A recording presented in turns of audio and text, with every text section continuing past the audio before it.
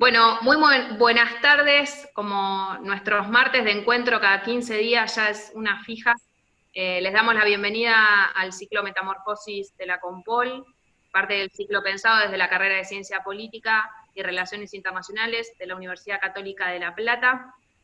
En esta ocasión, el quinto encuentro, vamos a contar con la participación de Manuel Bermúdez Vázquez, profesor de la Universidad de Córdoba, España, y en esta ocasión va a moderar y coordinar la disertación de Manuel, Natalia Preti. Nati es egresada de nuestra carrera, licenciada en Ciencia Política y Relaciones Internacionales, maestranda en Relaciones Internacionales por el Instituto, por el IRI. Tiene un posgrado en Cooperación Internacional por la Universidad Salud, y es docente universitaria, consultora política. Nati, como siempre, te damos la bienvenida, te agradecemos estar acá con nosotros, y bueno, les dejamos el espacio a ustedes. Bueno, bienvenidos todos y todas. Gracias, Toya, por la presentación. Me siento como en casa. Tuve asistencia perfecta desde la primera jornada, desde el primer día de estas jornadas, tanto que me pusieron como coordinadora. Bueno, quería contarles que hoy, en este quinto encuentro, nos honra con su presencia el doctor Manuel Bermúdez Vázquez. Manuel es doctor en filosofía por la Universidad de Córdoba, España, ¿verdad? Es español. Y también es licenciado en humanidades por la misma universidad. Él es catedrático, profesor de la Universidad de Córdoba, y es autor de numerosas publicaciones, libros, artículos. Tiene una vida muy prolífica en cuanto a la investigación. Su área de experiencia es el análisis del discurso, medios y la comunicación. Y hoy Manuel nos va a contar la disertación que nos convoca. Se llama Esquemas perversos de comunicación, la crisis de las democracias. Así que, Manuel, cuando te dispongas, te escuchamos. Muchas gracias, Natalia. De nada. Bueno, quiero comenzar diciendo que os doy las gracias a todos, lo primero a que estáis aquí, y segundo a Javier, que fue el que me invitó después de que tuviéramos la oportunidad de coincidir en unas charlas también a través de videoconferencia hace un par de meses, y tengo muchas expectativas puestas en la noche de hoy. Noche digo porque aquí son las 10 de la noche, ahí a pesar veo que son las 5 de la tarde. Voy a empezar, fijaos, compartiendo la presentación que hemos diseñado para el día de hoy. La voy a poner aquí para que podamos tener un guión sobre el que ir orientándonos. Y claro, mirad, antes de nada quiero decir que yo, inicialmente, los primeros 15 años de mi vida académica, cuando acabé la universidad, lo dediqué al estudio del escepticismo, que es una corriente filosófica que fundamentalmente se ocupa de la teoría del conocimiento y de cómo se duda. El escepticismo probablemente ha diseñado cómo entendemos la realidad a día de hoy. ¿Qué es lo que ocurre? Pues que hace 5 añitos, en 2015, sufrió una especie de metanoia.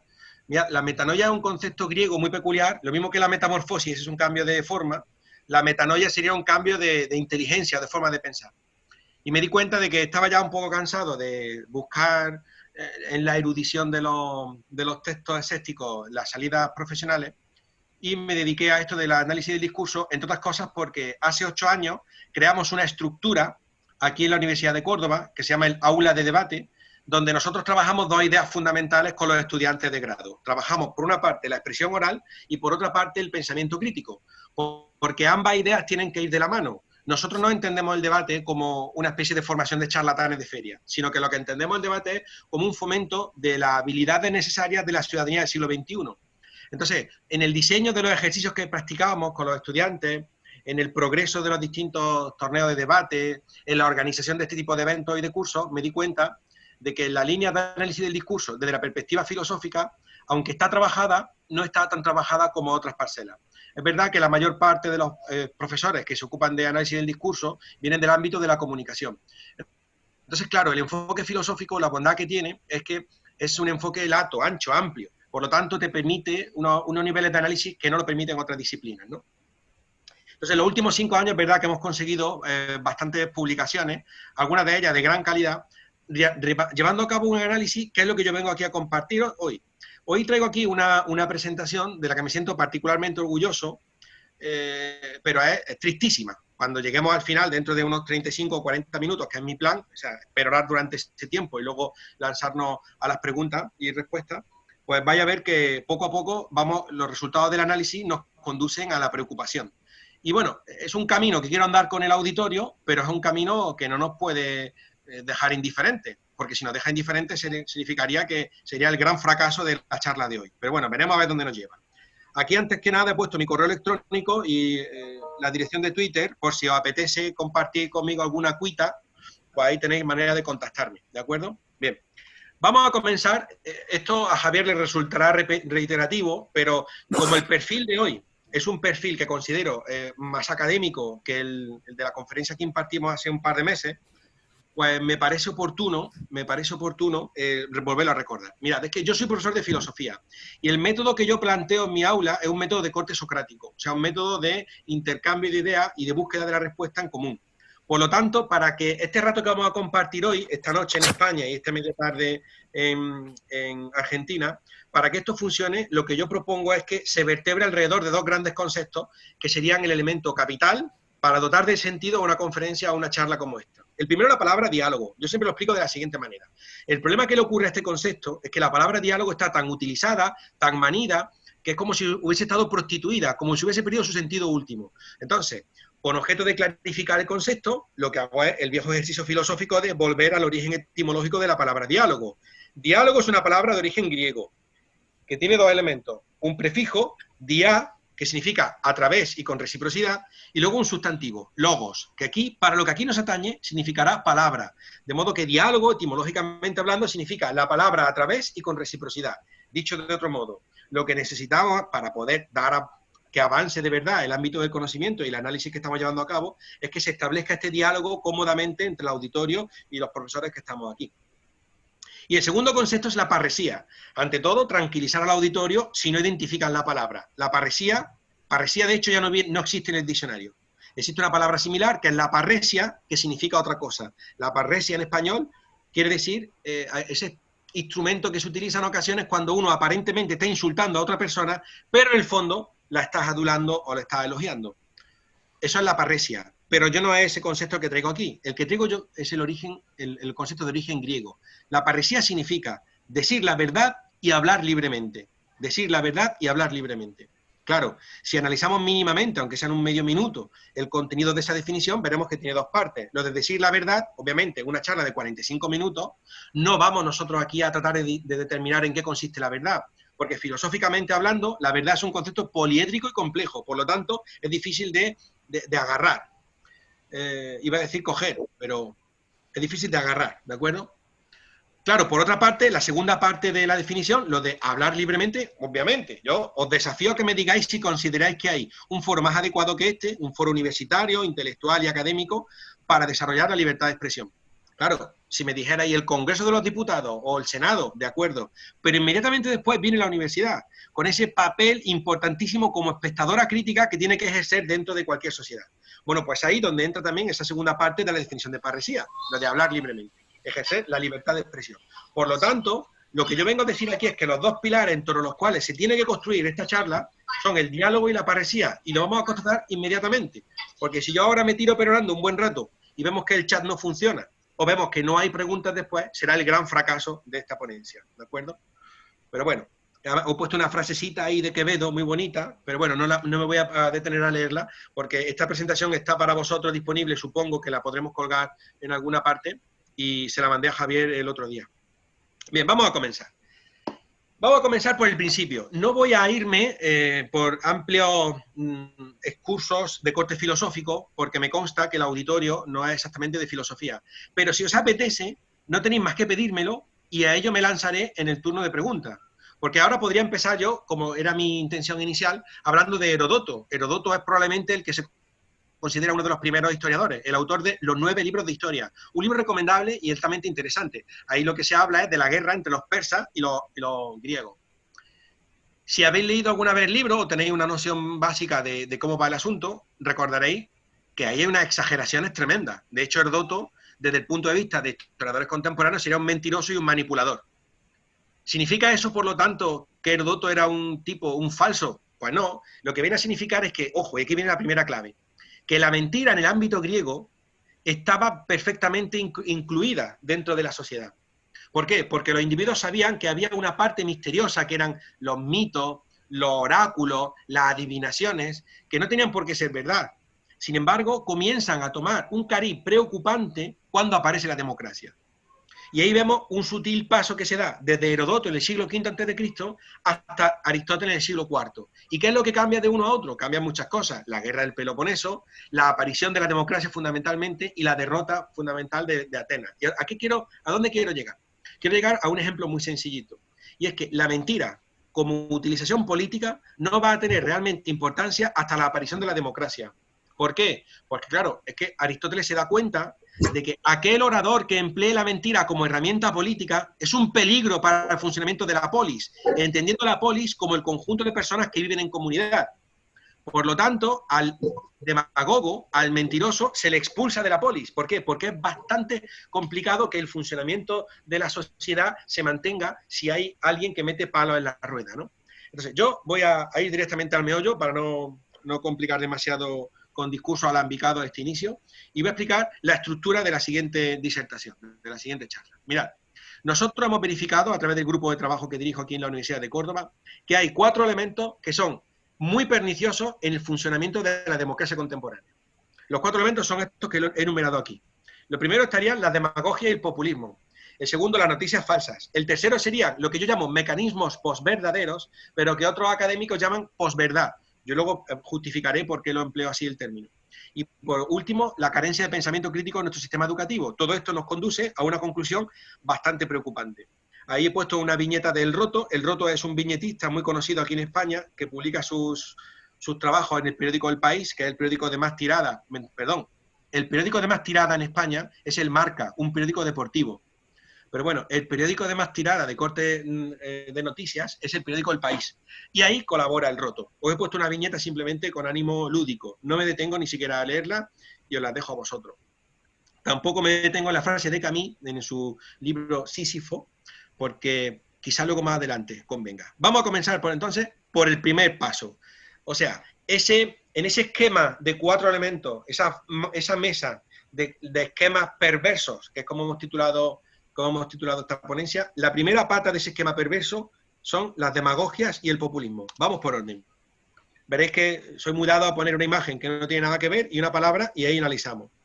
Mirad, ¿qué le ocurre a la palabra demagogia? Pues le ocurre exactamente lo mismo que a la palabra diálogo, como indicamos hace unos pocos minutos. ¿Y qué le pasaba a la palabra diálogo? Pues que como todo el mundo la utiliza, ya no significa nada.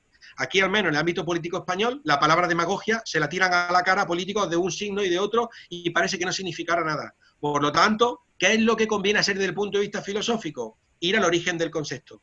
Y el origen del concepto, como su propio nombre indica, es Grecia. Mirad, demagogia es una palabra de origen griego, que también tiene 2 elementos. Primero tiene un sustantivo, demos, que significa pueblo, para lo que aquí no se dañe, significa pueblo. Y luego un verbo, hago significa conducir. De modo, ¿qué querían decir los griegos por la demagogia? Bueno, pues la demagogia es la actividad que lleva a cabo aquel que pretende conducir al pueblo. Es como el pastor que va pastoreando a su rebaño para conducirlo al redil que más le conviene. ¿A quién le conviene ese redil? ¿Al pastor o a la oveja? Evidentemente al pastor. Por lo tanto, la demagogia es ni más ni menos que el intento de manipular a la población para intereses particulares o intereses de grupo, como veremos más adelante. Y ahora, ¿de qué va incorporada la demagogia? Pues mirad, si usando la imagen del pastor, que pastorea su rebaño, si la demagogia es el pastor que intenta llevarse al rebaño a donde le conviene, el callado del pastor y el perro son el populismo, que es este concepto, populismo. Mirad, la Fundeu, que es la Fundación del Español Urgente vinculada a la RAE, a la Real Academia Española, declaró la palabra del año en español del año 2016, la palabra populismo. ¿Por qué? Pues porque los acontecimientos políticos de los últimos años habían llevado a ese término a unos niveles de éxito y de aparición en redes sociales y medios de comunicación que era inevitable no colocarlo como uno de los elementos principales. Y así le dieron el premio, o digamos, algo así como la nombraron la palabra del año. Pero claro, si buscáis populismo en la RAE, veréis que tiene múltiples acepciones. La que a nosotros nos interesa, que es la que lo vincula a la demagogia, es la que he puesto ahí, que son pocas palabras, que es una apelación emotiva al ciudadano. una apelación emotiva al ciudadano. O sea, es un discurso que toca al corazón y no toca al cerebro. Y que además ofrece soluciones fáciles a problemas complejos. Claro, eso en realidad es el recurso más manido que existe en ámbito político ya desde la aparición de la democracia en el siglo V. Pero, y aquí viene la clave, el populismo es más peligroso hoy en día, más que nunca. ¿Por qué? Pues porque la sociedad resulta que es más frágil, más vulnerable frente a ese discurso que nunca. Pero eso lo iremos viendo más adelante. Entonces, la primera pata ha debido quedar clara, demagogia y populismo. Pasamos a la segunda pata. Mirad, la de las noticias falsas. Hay una serie televisiva que ha sido la única serie que he podido ver en los últimos meses, curiosamente, a pesar del confinamiento, que la recomiendo. Se llama The Loudest Voice. En español la titularon La voz más alta, The Loudest Voice. Y ahí lo que narra es el ascenso y el auge de Roger Ailes, que fue el factotum de Fox News. Sabéis que Fox News, a día de hoy, es una de las cadenas, de hecho es la cadena de noticias más importante de Estados Unidos por encima de la CNN. Es un canal de pago, un canal de cable, pero el discurso que tienen es un discurso pues, con un sesgo evidente, ¿no? Entonces, ahí traigo una frase que además aparece en la serie, pero que hemos verificado que es verdadera. O sea, que el propio Roger Ailes la dijo, ciertamente, y luego los guionistas la incorporaron, tanto esta como la siguiente que ponemos en la siguiente diapositiva. Entonces, fijaos lo que dice Roger Ailes. Dice, la gente no quiere estar informada. La gente quiere sentirse informada. Es la segunda vez que hablamos de nuevo del sentimiento. La primera vez cuando hablamos del concepto de populismo. Y ahora vamos a dar aquí una serie de datos, ¿de acuerdo? Bien, vamos a comenzar con el primero. Estudios bastante eruditos y bastante interesantes demuestran que, consideran que para el año 2022, más de la mitad de las noticias que circulen por la red van a ser noticias falsas. Las conocidas como fake news en inglés, las noticias falsas. Ese dato ahí puede parecer poco importante. Puede parecer que en realidad no nos altera demasiado nuestra forma de entender la vida, ni siquiera afectar al ámbito político. Pero no hay nada más lejos de la realidad que ese análisis torpe. ¿Por qué? Porque las noticias falsas van a venir hermanadas con la debilidad de la democracia, como veremos enseguida. Claro, vamos entonces a ir atando cabos. Para el año 2050, más de la mitad de las noticias que circulen van a ser falsas. Ahora bien, en el año 2019, fijaos los datos que he traído. Para no ser demasiado etnocéntrico, he estado buscando los datos de Argentina, que también son demoledores. Mirad, se calcula que en el año 2019, el 26% de los españoles, de todas las edades, solo se informaba a través de YouTube. El 26%. Si vamos a los menores de 30 años, ese porcentaje va por encima del 80%. O sea, la población por debajo de los 30 años solo se informa a través de las redes sociales. El caso de Argentina es tremendo. Acaban de publicar un estudio en la Universidad de San Andrés, que es una universidad privada ahí de Buenos Aires, que el estudio ofrece como resultado que el 44% de los argentinos se informa principalmente a través de las redes sociales. ¿Y qué queremos decir con esto? Bueno, pues, y aquí viene la clave. Pues mirad, lo que ya sabemos, que las redes sociales están llenas de datos falsos, de discursos mistificados, de mecanismos postverdaderos, que es lo que analizaremos en la tercera pata. Esta es la segunda pata del análisis que estamos aquí planteando. Claro, ¿dónde queda el problema? Si la mayor parte de la población joven solo se informa a través de las redes sociales, y dentro de un año, porque en 2022 le queda un año y 3 meses, y dentro de un año la mitad de las noticias que circulen por las redes sociales van a ser falsas, eso significa que la fuente de la que van a beber la mayor parte de los ciudadanos de nuestras democracias es una fuente ponzoñosa, envenenada, engatusadora, falsa. Es una fuente de mentiras. ¿Y el resultado cuál es? El resultado puede ser demoledor. ¿Por qué? Pues ya, se supone, entre comillas, que para los esquemas democráticos contemporáneos, el ciudadano medio debe estar bien informado. Y una vez estando bien informado, él elige la opción política que más le preocupe, o que más le interese, o que más le convenga. ¿Dónde está el problema? Que si nosotros comenzamos a inocular la mentira como herramienta política y además aprovechamos la fuerza irresistible de las redes sociales, que es además la fuente principal de la que va a beber la mayor parte de la población, el resultado es una población desinformada, una población engañada, que adoptará decisiones, además, que pueden ir en contra de sus propios intereses, con lo que eso trae a colación. Claro, y estos datos además se van multiplicando. Iba a colocar aquí un quinto elemento en esto de la noticia falsa, pero he dicho, ¿para qué? Y es el siguiente, y es que hay un estudio muy sesudo y brillante desde mi punto de vista, un estudio británico, está en la fuente, luego por si queréis consultarlo, que dice que no solo la mitad de las noticias van a ser falsas dentro de un año y poco, sino que además va a ser absolutamente imposible determinar cuáles son verdaderas y cuáles son falsas. Podemos dar como ejemplo, si queréis, de hecho, ese programa que acaban de diseñar, que permite elaborar un artículo periodístico y lo elabora una inteligencia artificial y parece que lo ha escrito una persona. Ahora, el contenido no tiene por qué tener el más mínimo vínculo o parecido con la realidad. Claro, ¿dónde está el problema con lo de la noticia falsa? Pues mira, os voy a invitar a que hagáis el ejercicio, que si queréis luego os lo especifico con más detalle en la fuente, el ejercicio que acaban de hacer en la Complutense, y lo acaban de publicar en varias revistas. Es muy sencillo, es para que veáis, porque ¿cuál es el propósito, por ejemplo, de YouTube o de Twitter? Mantener el mayor tiempo posible la atención de los usuarios. Claro, para ello, ¿qué es lo que utilizan? Y podéis hacer el ejercicio mientras hablamos aquí. Si vosotros ahora abrís el YouTube y colocáis, qué sé yo, cambio climático, la primera tanda de vídeos que os ofrezcan van a ser vídeos pues con aval científico, vídeos serios y vídeos que vale la pena ver. Entonces uno clica, por ejemplo, sobre el segundo o el tercero y vais a ver un vídeo, qué sé yo, de 15 o 20 minutos donde se habla de cambio climático desde una perspectiva científica adecuada. ¿Qué es lo que ocurre? Que la segunda tanda de vídeos que te propongan, una vez tú le has dado al clic al primero, esa ya no es exactamente igual, sino que ya te va ofreciendo visiones más sesgadas, te va ofreciendo extremos, ¿de acuerdo? Si clicas a uno de esos extremos, al tercer vídeo que tú veas, ya te están ofreciendo teorías negacionistas de cambio climático, teorías conspiranoicas, te están empezando a ofrecer discursos falsos. ¿Dónde queda la clave? La clave queda que en un viaje de 3 clics estás bebiendo un contenido que es falso, que además puede llevarte a engaño y que en el caso del cambio climático puede llevar a la extinción de gran parte de la humanidad de aquí al año 2050. Pero eso es otro tema que hablaremos otro día, ¿de acuerdo? Si queréis. Pero es que mecanismos tan sencillos como ese, eso significa que el YouTube no tiene un filtro que coloque para discernir qué es verdadero de qué es falso. Pero más que ni siquiera importa, es que además lo importante es captar la atención del auditorio, de ahí que haya a día de hoy mecanismos tan demoledores que han hecho que se multiplique el número de seguidores de los antivacunas, de los terraplanistas, de los que niegan el cambio climático. Hay multitud de elementos que influyen en la valoración de la ciudadanía y que hacen que vivan absolutamente engañados. Que vivamos, vamos a incluirnos también, absolutamente engañados, ¿de acuerdo?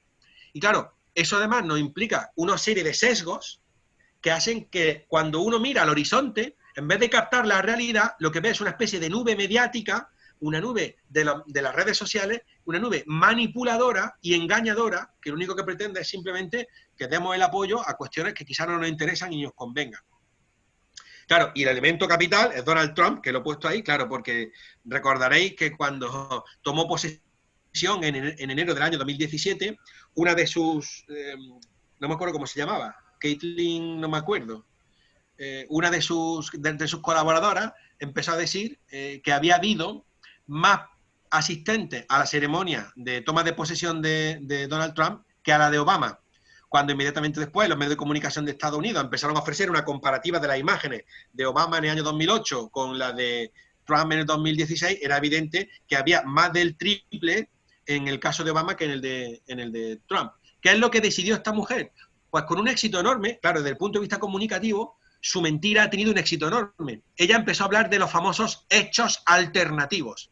Nosotros estamos ofreciendo hechos alternativos. En realidad era un eufemismo de una mentira flagrante y desvergonzada. No sé si me estoy explicando. De todas maneras, yo continuaré hasta que alguien me diga, esta duda no puede pasar. Claro, entonces, ese eufemismo de hechos alternativos da lugar a la tercera pata que yo traigo aquí para analizar con vosotros, que es la de los mecanismos postverdaderos. Vamos a empezar por el principio. Vamos a ver. Mirad, en el año 2016, el mismo año que la Fundeu, la Fundación del Español Urgente, vinculada a la RAE, decretó la palabra populismo como la palabra más importante del año en español, ese mismo año, el diccionario de Oxford, algo así como el equivalente, decreta la palabra del año en inglés, la palabra post-truth, que nosotros la hemos traducido por posverdad, con una pequeña, digamos, imprecisión. ¿Por qué? Porque post-truth es un adjetivo en inglés, y nosotros el adjetivo lo hemos traducido por un sustantivo. De ahí que yo prefiero hablar de mecanismos postverdaderos. ¿Para qué? Para respetar el origen del término, como veremos más adelante. Bien, ¿Qué son los mecanismos postverdaderos? Bueno, pues a través de los mecanismos postverdaderos, un individuo cualquiera de nosotros, está dispuesto a creer que algo es verdad porque encaja con sus prejuicios y sus expectativas antes que con la realidad. Repito la idea. Los mecanismos postverdaderos hacen que un individuo acepte que algo es verdad porque encaja con sus prejuicios y sus expectativas antes que con la realidad. Eso me parece, desde la perspectiva filosófica, me parece demoledor. ¿Por qué? Porque es un golpe en la línea de flotación de la propia consideración de la verdad, que sabéis que la verdad es un elemento clave para configurar las sociedades que tenemos. Sin ella, sin la verdad, no podríamos creernos unos a otros. Eso no significa que la mentira no ocupe también un lugar preponderante en nuestras relaciones sociales, como veremos enseguida si tenemos tiempo. Pero hay que poner de manifiesto una cuestión fundamental, y es que sin la verdad no habría sociedad. Bien, entonces, voy a ir un poco más rápido. Bien. ¿Qué traen estos mecanismos postverdaderos? Bueno, pues para empezar, en el año 2016 y en el año 2015 tenemos al menos 4 movimientos muy duros de corte electoral que se ven influidos directamente por la cuestión de los mecanismos postverdaderos. Vamos a verlo. El primero y el evidente es la elección de Donald Trump. Nadie se esperaba que sería Donald Trump elegido, sobre todo porque es un hombre, un mentiroso, como veremos enseguida. Pero es que además luego tenemos el Brexit. O sea, el Reino Unido decide salir de la Unión Europea dándose un tiro en el pie, tanto de la perspectiva económica como de la perspectiva cultural y social, siguiendo unos discursos mentirosos que la élite política británica produjo a nivel social. Luego tenemos otro muy polémico, que me gustaría detenerme más adelante en el turno de preguntas, que fue el referéndum sobre la paz con las FARC en Colombia, que salió negativo. No somos Suecia y sin embargo lo que pueden... ¿Cómo? No he escuchado. Bueno, yo sigo, yo sigo. Voy a ver. Yo sigo, creo que ha sido una interferencia. Sí, Manuel, fue una interferencia de micrófono, seguí tranquilo. Continúo. El referéndum de las FARC. Y el cuarto, hemos hablado de la elección de Donald Trump, el referéndum del Brexit, el referéndum de la paz con las FARC en Colombia, y el cuarto fueron las elecciones catalanas y el auge del independentismo, que es un movimiento fuertemente identitario, y todos sabemos lo que ocurre con el principio de identidad. Claro, porque fijaos, filosóficamente hablando, y esto me parece altamente interesante, filosóficamente hablando, el concepto de identidad se construye sobre la idea de diferencia. Claro, eso en términos, si lo llevamos al máximo, llevamos que la diferencia puede ser de superioridad o de inferioridad. Por lo tanto, el discurso identitario bastante agresivo te lleva a postulados que ya hemos visto cómo funcionaron en los años 30. Luego, si queréis, os doy algunos datos. De hecho, no, si me permitís, os voy a mostrar uno de los elementos y luego volveremos aquí. Yo voy a confiar en que el auditorio está sufriendo ahí en silencio. Vamos a ver. Mira, si ponemos posverdad. Un segundo. Aquí. Ya lo compartimos. Vamos a ver. Aquí. Compartir pantalla. Si ponemos posverdad en Google, te sale la entrada esta de la Wikipedia. ¿Vosotros podéis ver la imagen que pone aquí? El cartelito este. Bueno, espero que sí, supongo que sí. Lo voy a poner así para que lo veáis mejor. Mirad, esto es un cartel del Brexit que dice: We send to the European Union 50 million pounds every day. Let's spend it on our NHS instead. Que significa algo así como: enviamos cada día a la Unión Europea 50 millones de libras. Gastemos ese dinero en su lugar en nuestro Sistema Nacional de Salud. ¿Veis este cartel? Este cartel tuvo un éxito abrumador en las elecciones del Brexit, en el referéndum del Brexit. Bueno, pues ese dato es falso. Ese dato es falso. Y los políticos lo apoyaron. Y al día siguiente de haber salido no a la permanencia del Reino Unido en la Unión Europea, reconocieron que era falso muchos políticos británicos. Y casi ninguno de ellos ha pagado un precio político. ¿Me estoy explicando o no? Claro, ese dato lo podemos constatar con lo siguiente. Por ejemplo, para que veáis, porque hay que hablar de todo. Yo espero no herir sensibilidades. El discurso identitario catalán. El día 17 de septiembre del año 2017. Vengo yo de los exámenes de selectividad. Selectividad es los exámenes que se hacen para poder acceder a la universidad. El 17 o el 11 de septiembre. Vengo en el coche, 1 hora de trayecto. Entonces vengo escuchando el canal de Radio Nacional en España. Y escucho un debate en el Senado. Y en el Senado coge la palabra un senador independentista catalán. No recuerdo si era de los conservadores, de Junts per Cat, o si era de Esquerra Republicana, ¿de acuerdo? No importa. Y él da el siguiente argumento, y vais a ver la analogía. Dice: cada día mandamos un tren AVE de Barcelona a Madrid con 40 millones de euros. Dinero que Madrid se queda. España nos roba. Claro, claro. ¿Dónde queda el problema? ¿Ese es un discurso posverdadero? Pues es un discurso posverdadero por cuanto no se atiene a la realidad. ¿Y por qué no se tiene a la realidad? Hablemos claramente, hombre, pues porque el nivel de impuestos que se genera en Cataluña se genera pues porque hay un statu quo concreto. ¿Y cuál es ese statu quo? Primero, España está dentro de la Unión Europea, por lo tanto Cataluña también, de modo que se genera una cantidad de impuestos. Segundo, el dinero que llega a través de los impuestos de las distintas comunidades autónomas a Madrid, luego redunda en beneficio del resto de comunidades a través de la inversión general y directa del Estado. Y tercero, ese dinero se reparte en las comunidades autónomas, que ejercen un poder sobre los estados concretos. Este discurso, que evidentemente puede parecer demasiado centrado en España, pone de manifiesto una cuestión que sí creo que puede ser entendida en Argentina igual, y es como el discurso político no tiene, o sea, se vincula sin ambajes a la mentira siempre y cuando le sea oportuna y siempre y cuando le sea interesante desde el punto de vista político. Vamos a continuar, y por aquí, por donde íbamos, aquí. Luego, si queréis, podemos hablar un poco de estos cuatro elementos que hemos hablado donde intervino directamente los mecanismos posverdaderos. Y voy un poco a acelerar. Mirad, hay 3 grandes medios de comunicación norteamericanos que le declararon la guerra a Trump desde el momento en que fue elegido. La revista Time, el Washington Post y el New York Times. ¿De acuerdo? Y esto sí que me parece especialmente interesante y me gustaría que prestaran atención los compañeros que están aquí, los que estáis atendiendo. Mirad.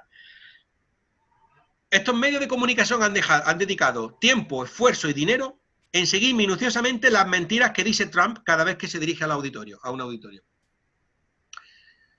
Bueno, pues Trump en abril ya había dicho más de 10.000 mentiras. Estamos en septiembre, no habría ni que sumar. Más de 10.000 mentiras, lo cual da un montón de mentiras cada día. Sin embargo, ojo, y aquí está la clave. En lugar de haber perdido la credibilidad o en lugar de haber perdido el apoyo popular, Donald Trump sigue teniendo a día de hoy un apoyo de un 47% aproximadamente del electorado norteamericano. Sin embargo, fijaos, lo curioso es que Trump no se ha visto penalizado por el uso de la mentira políticamente. Los que se han visto penalizados por descubrir esa mentira han sido estos medios de comunicación. ¿Y cómo? Pues porque la ciudadanía ahora ya sospecha de estos medios de comunicación a la hora de fiscalizar los movimientos de Donald Trump, cosa que me parece inaudita. Y he traído aquí una imagen, que es la portada de la revista Time de abril del 17, que dice ahí, ¿Is truth dead? ¿Acaso es que ha muerto la verdad? Lo que hace la revista Time es recordar una vieja portada de los años 60 en la que ponía ¿Is God dead? ¿Ha muerto Dios? ¿Se ha muerto Dios? Bueno, pues ahora ocurre eso con la verdad. ¿Y por qué es esto especialmente preocupante? Pues mirad, un tipo como Donald Trump, que los primeros 40 días de su gobierno dijo al menos una mentira grave cada día y el 41º día no dijo ninguna, porque ese día lo pasó entero jugando al golf en uno de esos resorts.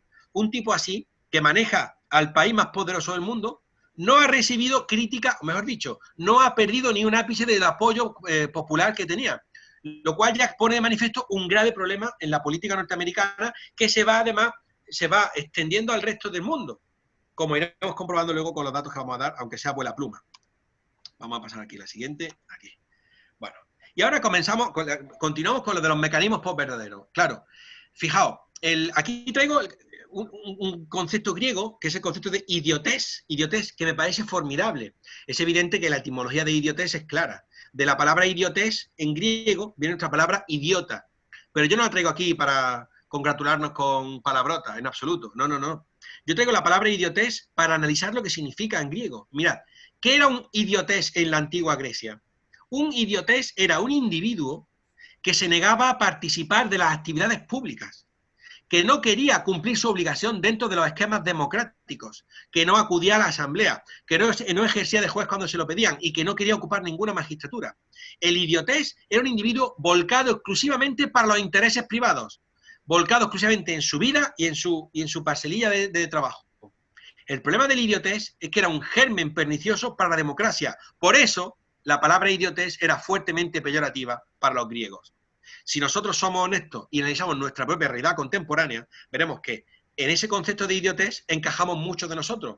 Hemos abandonado la actividad política. No hay que estar inscrito en un partido político, en absoluto. Hay que estar fiscalizando. Hemos abandonado la fiscalización de los partidos políticos. Al menos ocurre en gran medida en gran parte de la sociedad. Si tuviéramos tiempo luego hablaría del concepto de nuevos bárbaros, pero lo dejo para otro día.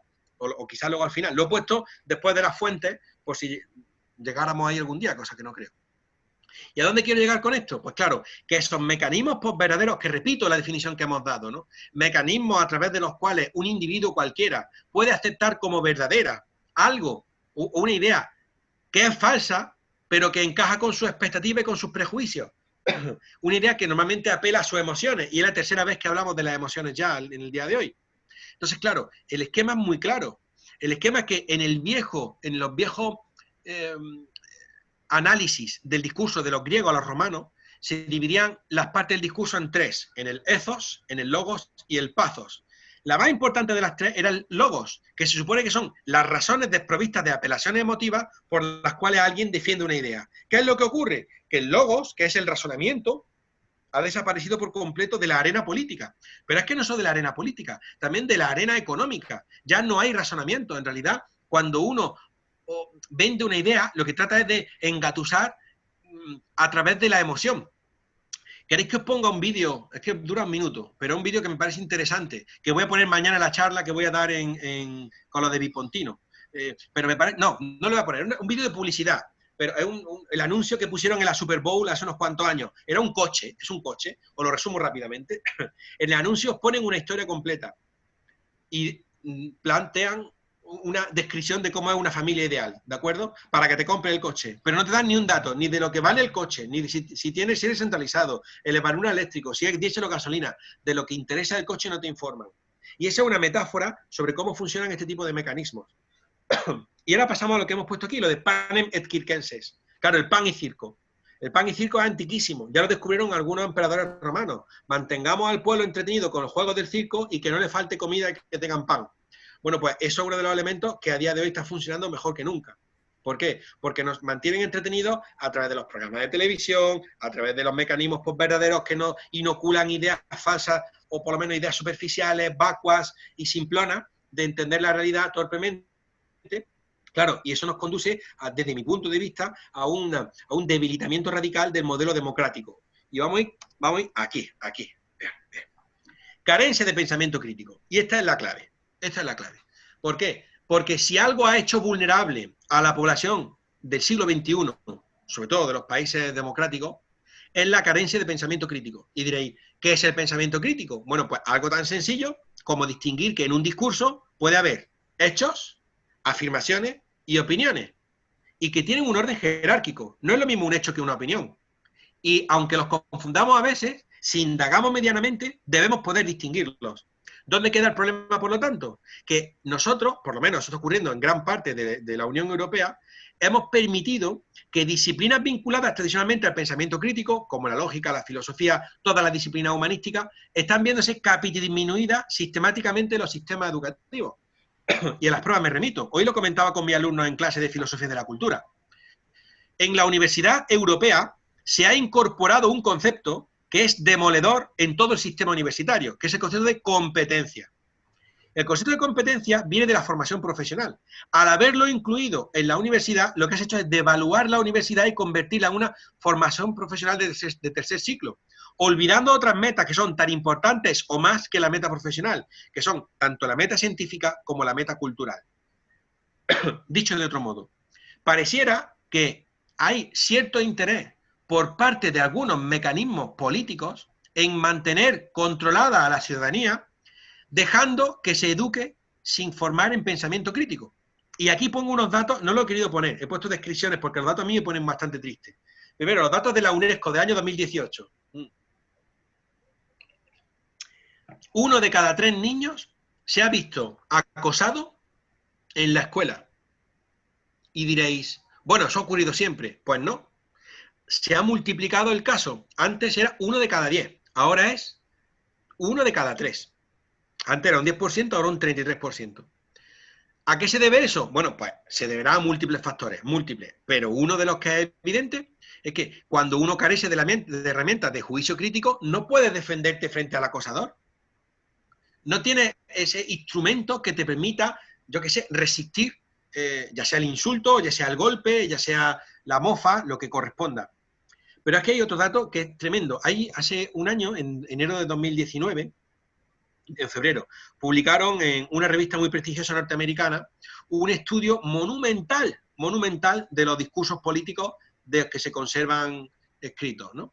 Lo que han hecho es utilizar un ordenador y la inteligencia artificial y de una manera muy inteligente. Han metido todos los discursos políticos que conservan, tanto de su Senado, en Estados Unidos me refiero, del Senado de Canadá, de los congresos de Canadá y de Estados Unidos. Han metido 2 millones de artículos periodísticos del Washington Post, 2 millones, o del New York Times, no recuerdo más.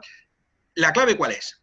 La clave es que después de meter un montón de datos y a escribir un algoritmo para analizar esos discursos, tanto políticos como periodísticos, es que sistemáticamente el nivel de complejidad del discurso político va disminuyendo drásticamente en los últimos años. Hasta tal punto de que cuando Donald Trump habla, lo entiende un niño de 9 años.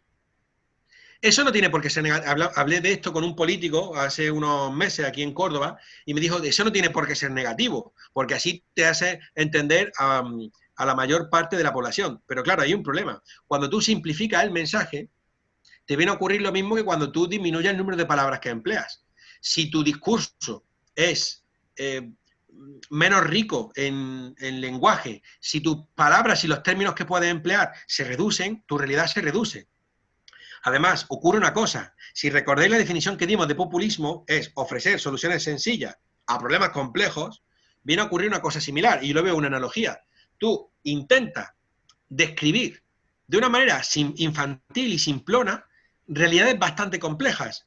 Además, el ejemplo del artículo es demoledor, porque si Abraham Lincoln hablaba para dirigirse a un auditorio que a día de hoy requeriría estudios universitarios, Donald Trump se dirige a un auditorio que puede tener 9 años, que estaría en primaria. Eso significa que hay un empobrecimiento radical del discurso político. Y desde mi punto de vista, cuando el político emplea términos tan torpes, tan superficiales y tan vacuos, es porque lo que espera del auditorio es que sea torpe, superficial y vacuo. De modo que indirectamente es un insulto a la ciudadanía. Pero es que además no cabe otra, porque en un sistema educativo carente de elementos de pensamiento crítico, no puedes pedir mayor desarrollo intelectual a la ciudadanía, que es lo que está ocurriendo aquí en la Unión Europea, donde la universidad ha claudicado frente al mercado y a día de hoy está exclusivamente volcada en la formación profesional.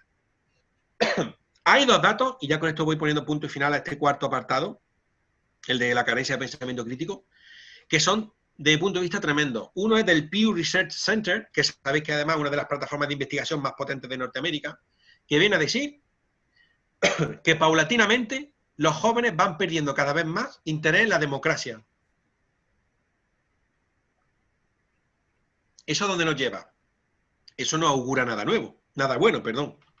Pero es que voy más allá.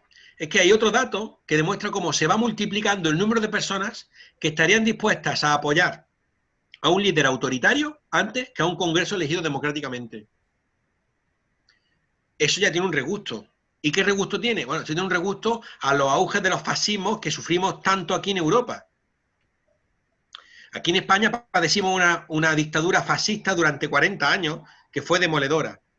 O sea que sabemos bien a qué nos referimos. Entonces, la carencia esa es mi clave, la clave que yo vengo a sostener. La clave de todo este edificio que hemos venido aquí a presentar radica en el hecho de que la carencia de elementos de juicio crítico y de pensamiento crítico provocada por un sistema educativo frágil y torpe, viene a ser el punto débil más grave, el talón de Aquiles, que va a conducir en grave riesgo a la democracia contemporánea. Y a las pruebas me remito. Los discursos demagógicos aquí en España están siendo, a día de hoy, demoledores. De hecho, en plena pandemia como nos encontramos, hay un conflicto político inmenso entre el gobierno central y determinadas comunidades autónomas. Y no parece que tenga solución. Primera conclusión. Ese es Oscar Wilde. Evidentemente es una conclusión medio de broma, tanto la primera como la segunda, porque la conclusión final es muy triste, que la daremos después. La primera conclusión es que los argumentos ya no convencen a nadie. ¿Por qué no convencen a nadie? Pues porque los elementos lógicos presentes en nuestra psique van perdiendo peso paulatinamente. Los mecanismos postveraderos se han hecho dueños del panorama político y las noticias falsas son a día de hoy la fuente de la que nosotros mamamos, bebemos directamente la realidad que queremos entender. Segunda conclusión. Goya. He traído aquí un grabado de Goya muy controvertido, muy controvertido. Lo conoceréis muchos de vosotros. Es un grabado que no se sabe cómo interpretar. Él pone es un hombre que aparece durmiendo y le salen por detrás búhos, murciélagos, un gato, no sé si es un gato o un lince, y pone: el sueño de la razón produce monstruos. Evidentemente se puede interpretar de mil y una maneras, de mil y una maneras. ¿Qué hacemos con esto? Pues hay una de las interpretaciones de Goya que dejó por escrito, que es la que yo traigo aquí, cuando dice: cuando los hombres no oyen el grito de la razón, todo se vuelve visiones. Y creo que es ahí donde estamos ahora, en el grito de la razón. ¿Por qué? Porque charlas como las de hoy, lo que tratamos de poner de manifiesto es una realidad preocupante. ¿Y por qué es preocupante? Hombre, porque estamos debilitando los mimbres básicos sobre los que se sustenta una democracia, que deberían ser el diálogo, la información veraz y el consenso. Nada de eso hay a día de hoy, por ejemplo, en España. Yo no sé cómo está el ámbito en Argentina. Ahora supongo que lo discutiremos. Y para mí es preocupante. ¿Y por qué es preocupante? Porque se supone que desde el ámbito académico tenemos una responsabilidad especial para ser espectadores críticos de una sociedad que va tomando un camino y un derrotero peligroso. Y, hablando sin ambajes, el derrotero peligroso está en que haya un porcentaje cada vez más elevado de personas dispuestas a apoyar discursos autoritarios frente a la democracia. Y eso sí me parece preocupante. Aquí lo dejamos por ahora. Voy a dejar de compartir. Mira, 40 minutos. Bien, bien, bien. Bueno, Natalia, tú mandas. Sí, vamos a hacerte algunas preguntas que acá están surgiendo en el chat. Germán Beltrano dice: ¿qué hace suponer que las instituciones liberales, es una pregunta, ¿qué es lo que hace suponer que las instituciones liberales, democráticas y los medios de comunicación son los portadores de la verdad? ¿Será que las sociedades han dejado de creer en esas verdades producidas por instituciones y medios? Vamos a ver, dos cosas. ¿Ya ha terminado? ¿Termina ahí la pregunta? ¿Puedo responder? Sí, dale, vamos. Dos cosas. Tengo un conflicto con el concepto liberal. Habría que clarificarlo, Germán, habría que clarificarlo. Y luego viene la otra cuestión. Mirad. El 80% de los medios de comunicación del mundo occidental está en manos de dos grandes corporaciones. Una es la corporación de Rupert Murdoch y la otra una corporación industrial norteamericana de Estados Unidos. Claro, si a eso le suma, en el caso de Europa, las televisiones públicas, que son propiedad del Estado, te das cuenta de que en realidad queda poquísimo y estrechísimo margen para opiniones periodísticas que no tengan algún tipo de interés. ¿Cuál es el interés principal de esas dos grandes corporaciones propietarias de la mayor parte de los medios de comunicación? Crematístico. El interés crematístico. Quieren vender un producto, quieren ganar dinero. Y ahora, ¿cómo ganan dinero? Pues ahí es donde podemos nosotros iniciar a sospechar. ¿Tú crees que el resultado de los auges de los mecanismos postveraderos radica en la desconfianza de la ciudadanía en esos medios de comunicación? Puede ser. Pero también hay una obligación por parte del ciudadano de tratar de, por lo menos, comparar las distintas versiones frente a una misma realidad. Y si esa obligación es demasiado onerosa, estaríamos faltando a una de nuestras principales bases democráticas, que es el ser ciudadanos bien preparados. Claro, los medios de comunicación, si queréis, otro día venimos aquí y lanzamos una soflama y una perorata para hundirlos en la miseria, porque a día de hoy están teniendo una responsabilidad enorme en cómo se está fundiendo la democracia en los países occidentales. Vamos, datos hay a mansalva. No tenéis más que consultar, por ejemplo, la manipulación radical de los titulares periodísticos, lo que se llama el clickbait, como cuando tú pones un cebo para que cliquen, entonces pone el titular lo más estrambótico posible para que te cliquen, aunque luego sea absolutamente falso. En el caso de la política española y la italiana, que también la conozco un poco, es demoledora. Lo de Italia es vergonzoso. Italia, no sé si alguna vez habéis tenido oportunidad de ver los canales de Berlusconi.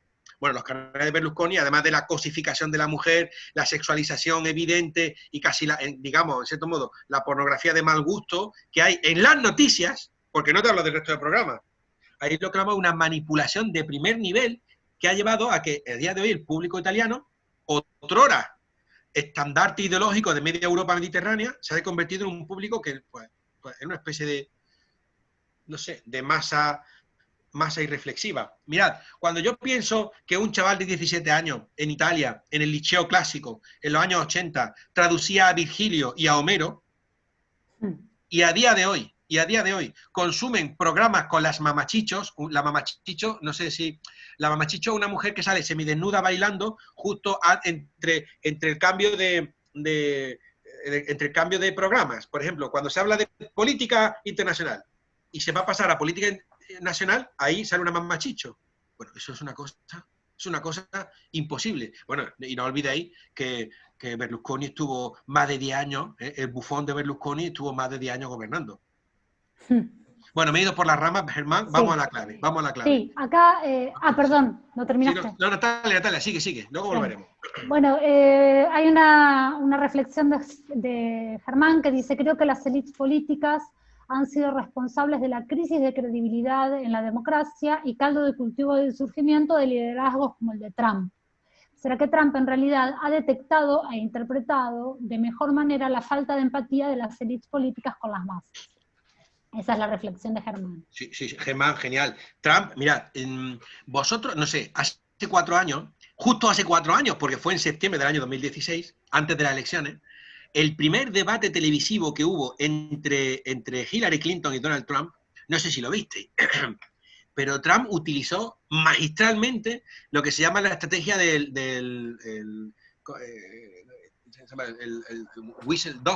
silbato del perro, ¿de acuerdo? El silbato del perro. Se supone que lo primero que dice un orador es fundamental a la hora de presentar su programa político, ¿no? Y en el caso del primer debate, más todavía. Bueno, pues le preguntan a Hillary Clinton y ella, pues, pétrea y erática, responde pues que su nieta de 2 años espera que viva en un mundo mejor. Estupendo. ¿Qué responde Donald Trump? Pues fue el único momento sensato que tuvo. Y dice, yo lo que quiero es que no se vayan miles de empresas fuera de Estados Unidos a México o a China, como le pasa a los obreros de no sé qué empresa de Indianápolis. A los 1.400 trabajadores, ya me acuerdo, a los 1.400 trabajadores de la fábrica de aire acondicionado Carrier de Indianápolis, que se van al paro porque se llevan la fábrica a México. Continúa el debate y ya es una sarta de improperios, de insultos, y ya no dijo nada más. Pero eso funcionó para llegar justo al auditorio al que perseguía Donald Trump. De ahí la habilidad de sus asesores, que son más listos que el diablo. ¿Cómo, por amor de Dios, cómo pudo votar 60 millones de norteamericanos a semejante patán? Perdón. Son de las nuevas, no sé si la viste. No, para. Hay un micro abierto. Bien. Malu, tenemos el micro abierto, cuidado.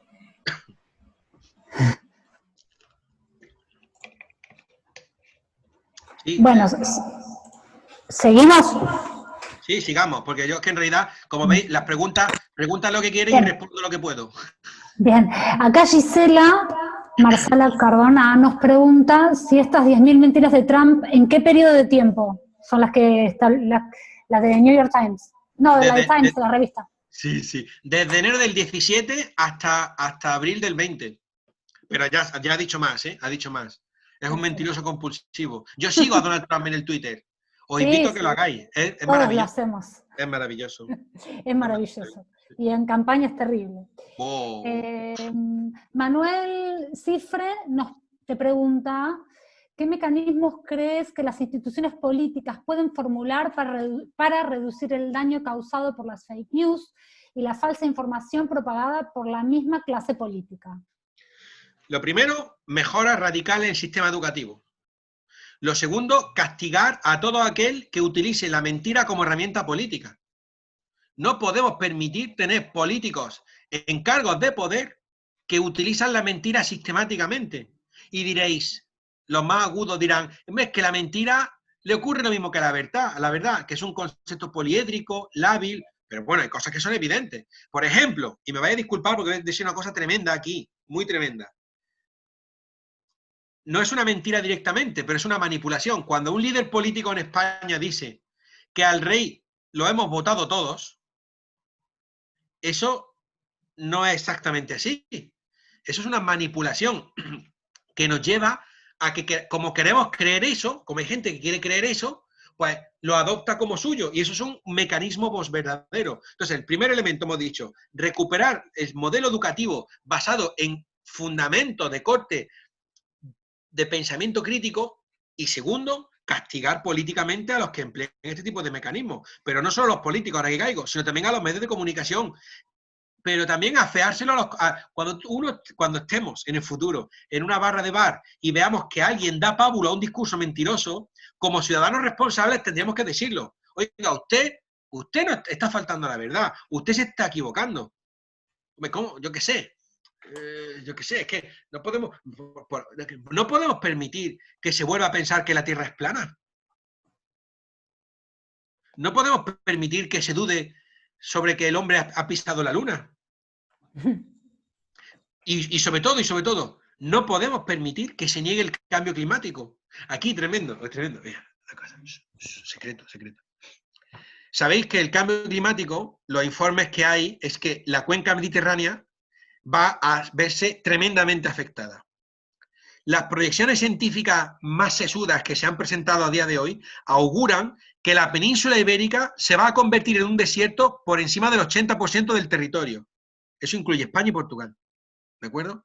Ya hay zonas del levante español, Cataluña, Valencia y Murcia, que están padeciendo unas olas de calor, inundaciones demoledoras, desertificación radical, a causa del cambio climático, una cosa difícil de explicar. Bueno, curiosamente, hay comunidades autónomas directamente afectadísimas por el cambio climático, en las que partidos políticos negacionistas del cambio climático consiguen excelentes resultados. ¿Me explico? ¿Me estoy explicando? Bueno, eso ya sí, desde la perspectiva de la comunicación política es un éxito, porque un partido de ultraderecha negacionista del cambio climático y consigue un porcentaje elevado de votos, pues está haciendo algo bien, pero desde el punto de vista democrático lo que está es manipulando a una población indefensa, engañándola, que nos va a llevar. Mira, os voy a dar un dato. Hay un informe muy duro, si queréis luego lo comparto en internet. Mira, sabéis que en Davos es una ciudad de Suiza. En enero o febrero de cada año se reúnen la oligarquía más poderosa del mundo entero. Los líderes de bancos centrales, dueños de grandes empresas, lo más granado del ámbito económico del mundo entero. Vamos, entenderemos que eso es una cuna del neoliberalismo más radical. Bien. El foro de Davos pidió un informe sobre el cambio climático a una universidad australiana. Esa universidad australiana, con los investigadores más potentes del mundo entero, ha elaborado un informe de 44 páginas que está disponible para todos. Yo lo tengo en mi lo voy a enseñar, cocho, si creo que lo tengo en la... Bueno, no lo voy a enseñar ahora, porque no lo encuentro. Bueno, vuelvo un momento, que es que me acabo de perder aquí. A ver, os iba a enseñar este informe, pero os vais a tener que conformar con que os lo cuente. A ver si lo encuentro aquí para verlo. Mira, no, aquí lo tengo, perfecto. A ver, si doy a compartir. Perdonadme un momento, que acabo de fastidiar esto. Vamos a ver. ¿Qué es lo que estáis viendo vosotros ahora? ¿Veis algo? No. ¿Hay alguien ahí? Tu hermosa cara, tu hermoso rostro. Pues vaya, pues algo he roto aquí, porque yo quería veros a todos como antes. Nada, pues bueno, pues nada, pues mirad, el informe se llama Breakthrough National for Climate Restoration. Ahora lo pongo, perdonad que ya estoy que no vocalizo ni siquiera.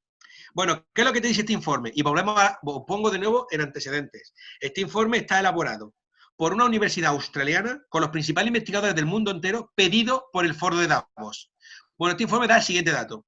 De no cambiar drásticamente la emisión de gases de efecto invernadero antes del año 2030, para el año 2050, ojo, fijaos el dato, para el año 2050, el 55% de la población mundial va a sufrir al menos 20 días al año de calor letal. Repito, el 55% de la población mundial va a sufrir 20 días al año de calor letal. Calor letal significa calor que te mueres. Y cuando uno se pone, yo cuando leí esa expresión no la entendí. ¿Qué quiere decir calor letal?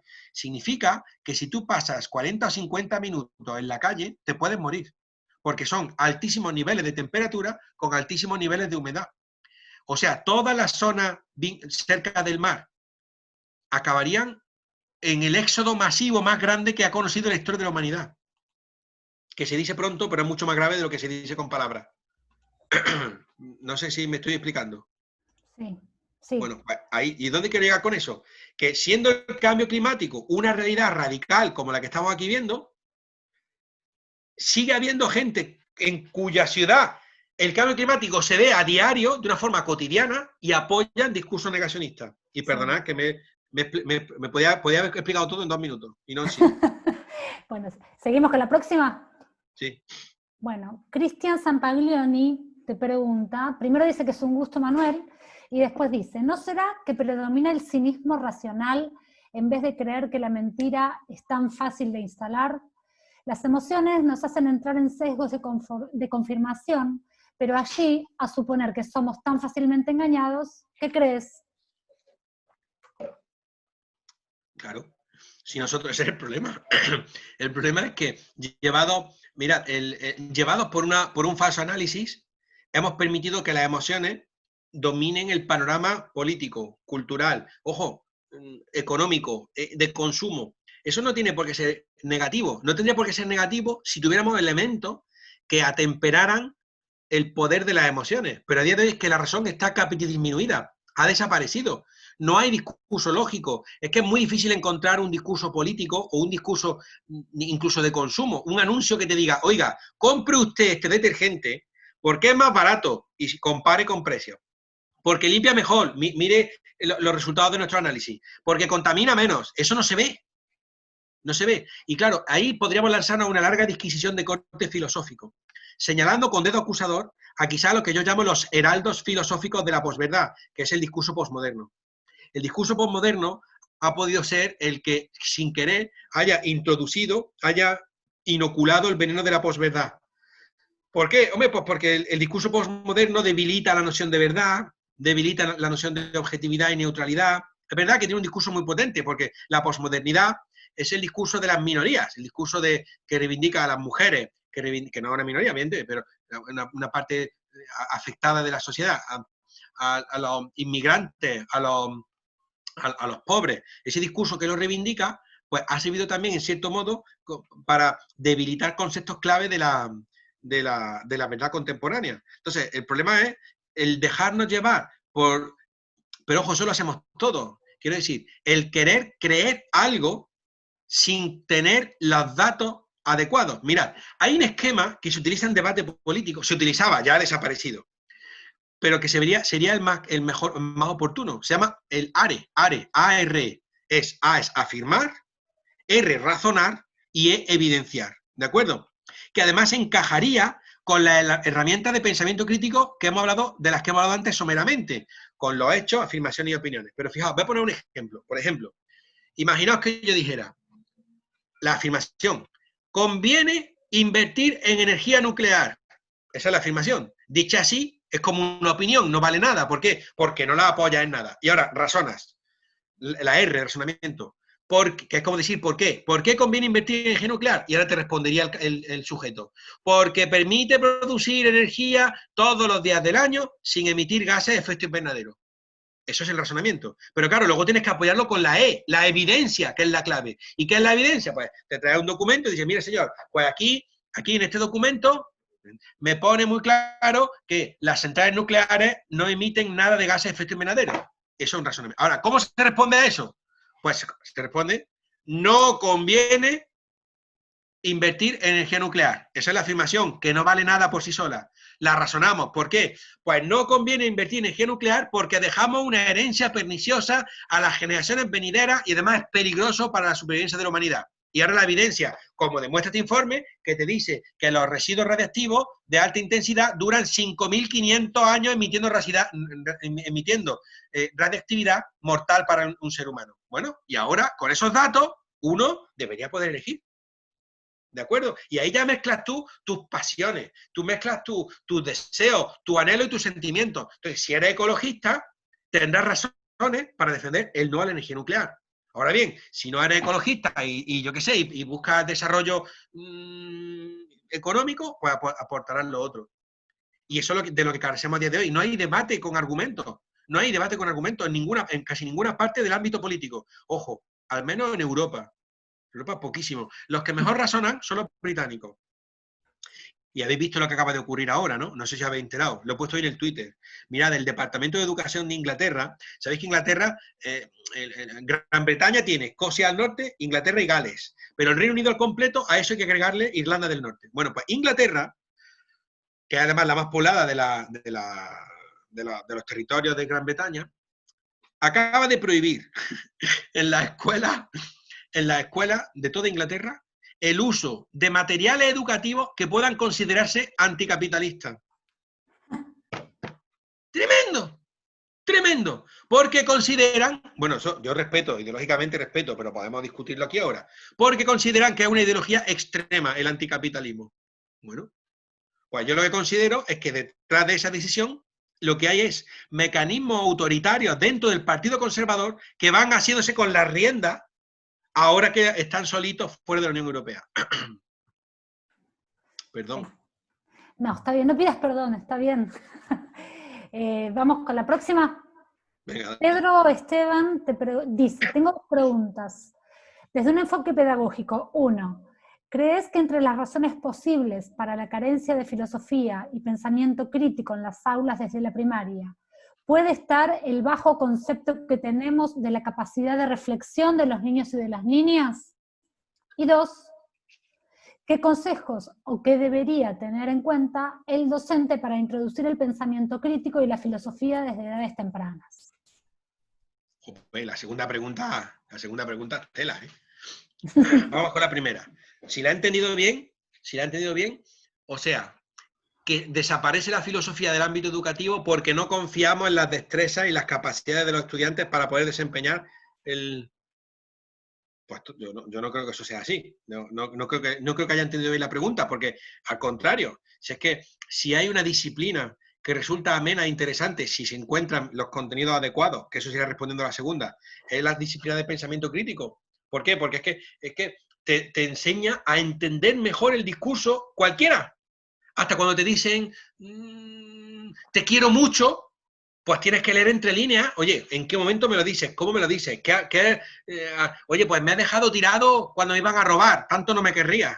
Entonces, en la afirmación sí, pero la evidencia no, ¿de acuerdo? Ahora hablando un poco en serio. Yo no sé exactamente, yo soy más suspicaz. Yo creo que detrás de la desaparición de la filosofía de todos los niveles del sistema educativo, que está ocurriendo menos en Europa, yo no sé en Argentina cómo estáis, detrás lo que hay es justamente un interés por hacer más vulnerable a la sociedad frente a distintos discursos demagógicos.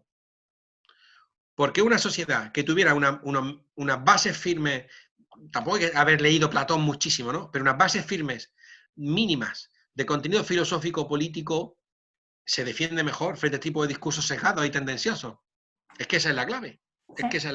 Entonces, de verdad hay un interés. Mirad, aquí lo que pasa es que como el capitalismo liberal no tiene alternativa en ninguna parte del globo a día de hoy, con las manos libres está haciendo y deshaciendo lo que estima oportuno. Además, que eso, yo no sé en Iberoamérica cómo estáis, pero el caso de Europa es tremendo. La caída del muro de Berlín, la implosión de la Unión Soviética, ha supuesto dejar a un sistema como el capitalismo, este que entendemos nosotros, un sistema omnímodo, porque tiene todos los modos, omnipresente, porque está prácticamente presente en todo el mundo. Claro, me diríais, Venezuela, Cuba y Corea del Norte, pues son las excepciones que confirman la regla. Omnipresente, omnímodo y omnipotente, porque ¿quién se puede oponer a modelos? Es que no hay un modelo alternativo que podamos presentar. Como no lo podemos presentar, hemos visto ahora que después de la crisis de 2008, recordáis lo que decían después de la crisis de 2008, el propio Macron, habrá que refundar el capitalismo. Pues no se ha refundado, no se ha refundado. De hecho, aquí en España lo hemos visto. Lo hemos visto como ahora las políticas de recorte y de austeridad radical, ¿de qué es lo que se ha cerrado? Se han cerrado escuelas y hospitales. Es ahora lo que estamos pagando. El caso de España es demoledor. Habéis visto cómo estamos ahora con la pandemia.